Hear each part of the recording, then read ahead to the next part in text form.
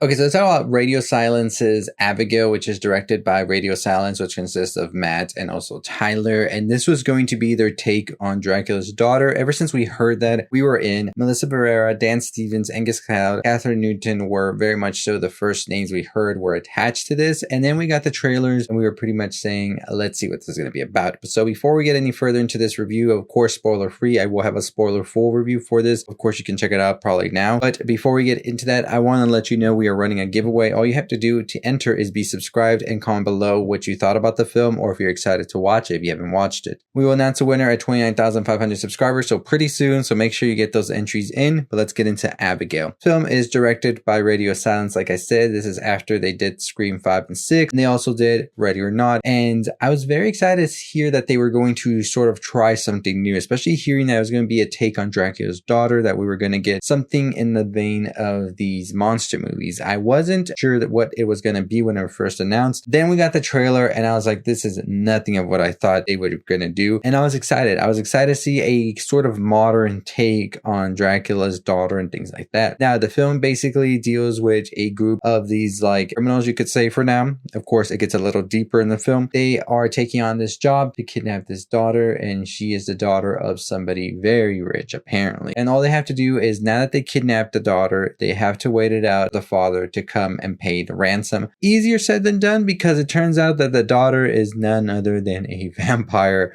and now the daughter is just going about picking them all off one by one, and the daughter, of course, is Abigail. Now, the film has a very stacked cast, and I will tell you the cast is pretty much the strongest part of the film. You have Melissa Barrera, you have Dan Stevens, you have Alicia Weir, Catherine Newton, William Catlett, Kevin Durant, Angus Cloud, and Giancarlo Esposito, and there's another person in here which I'll talk about in the spoiler review, but might not be that much of a big spoiler, I feel, but I still want to save it because I don't want to give anything away about the film here. So you have this very strong cast. Like I said, everybody here complements one another. They have great chemistry. The banter in here is the greatest part of it. A lot of one-liners being traded back and forth. A lot of the dialogue is super funny. And what Radio Silence always gets right is the dialogue. Honestly, they write these really funny and very quick jokes and comedy into their film that it always hits. Where the film really shines, of course, like I said, is the chemistry between the cast, specifically the cast members of Melissa Barrera,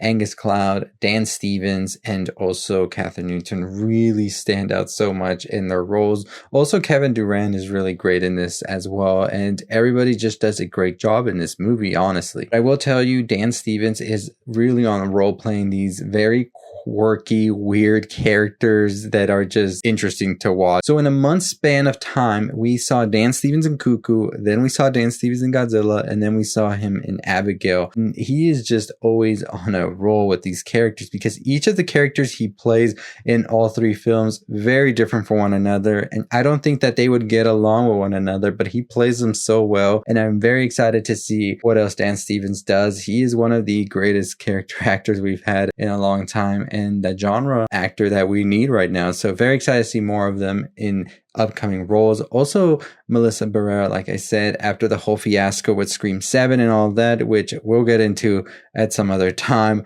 but I'm happy to see that Radio Silence is still working with Melissa. I think Melissa is such a great actress, really showcases it here as well, balancing this film's tones very well, because the film does go through many tones as we progress in the story, and at times it can get a little bit like I don't know what to feel, right? Like we're going from something serious to jumping into something comedic to something horrific, and it's just something that's like a ping pong match, you know, like you're going back and forth. Your eyes are trying to keep you in the sort of like state you're supposed to be in, but I think Melissa does a great job at balancing everything that's happening at once as we're zigzagging through this like house they're stuck in. Alicia Weir as Abigail as well was a great addition to the film. I was very concerned, you know, like when it comes to a young actor and what they're going to do and things like that. But I think that they handled this role very well and were very menacing as Abigail. And when it comes to the acting department here, there was nobody left behind. Everybody did a great job here. And one thing I will say before I get into all of that is that I really do think the marketing in the trailer did a disservice to this film, because a lot of what you see in the trailers and all of that, you see in the movie. And if you see it for the first time, I feel like it would be really impactful. The whole thing of seeing it in the trailer so many times leading up into this film, it's like you're just anticipating already for it to happen, and it happens like, okay. But those are moments that I think would have been so incredible if it was seen by an audience for the first time when the film got shown. But it just really took you out of it. I think it's just more of the marketing in general, because by the time these things were happening, I already knew what was going to happen, and it was just, I don't know. I'm very curious to know if this movie would have worked better if we didn't know that Abigail was the vampire in this, and we just knew there was a vampire lurking around. If they did that marketing, maybe we could have had something interesting, I feel. But I don't know. We'll see how it pays off for them at the box office, if people go to see this or if they skip it, or will this movie land a #1 spot. We'll see what happens. But I really do think that that is something that kind of took me out of the film at times, is I already knew what was happening because everything in the trailers was already shown, and those were kind of like the bigger highlights of the film. There's some more in there as well. Like, don't get me wrong, there's some surprises in there as well, but I think that a lot of this film really would have worked to keep some things closer to their heart. But overall, I enjoyed the film. I thought that the acting was great. The story at times was getting a bit too repetitive, especially with some sequences and stuff like that with the action. And it's something that I feel like we see with Radio Silence, where things can happen and then they keep happening, and then you're just like, okay, we did that already, but there are some moments, however, that do feel fresh and they really stick out a lot. Especially Catherine Newton has a whole sequence in this film that really felt different and really had me like excited to see, because it was that felt unique and different and really stood out in the film. Especially prior to that, it was kind of getting a little bit too repetitive for my taste. And I think the third act really comes in strong, but I just don't know if that finale really hits all the way. There's a little bit of a cameo of sorts, and I'm not entirely sure how big of a cameo it is. It's a character that's been a vampire before, but I don't think it's a big enough cameo as they were working it up to be, in my opinion. But we'll see what people think once it's released.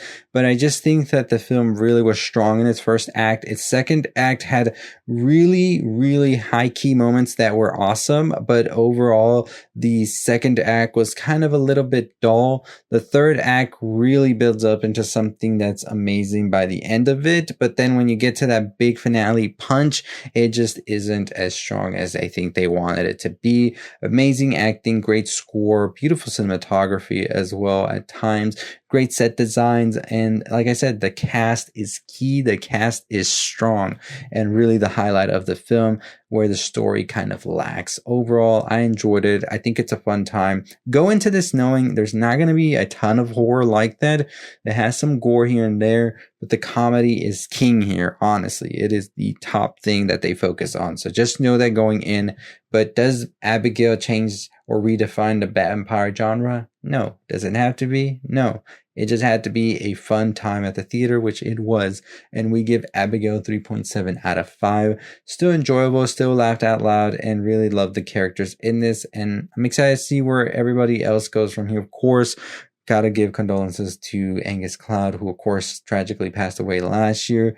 Very sad, very much so a bittersweet moment seeing them in this film, because they were so great in it, and just knowing that they're gone really hurts. So gotta give that out. But let me know your thoughts and your opinions on Abigail. If you've seen it, if you're excited to watch it, I really recommend it. I still think it's really funny. There's some great moments, great characters, some interesting vampire kills here and there. But like I said, the story kind of lacks. It gets a bit dull sometimes, but I think those key moments really bring it in. But still, worth checking out. But let me know what you think, and make sure you are subscribed and commenting below to enter a giveaway. We will be announcing a winner at 29,500 subscribers, and a giveaway will be a movie package. So don't miss out on that, and I'll see all of you next time. Stay safe, stay positive.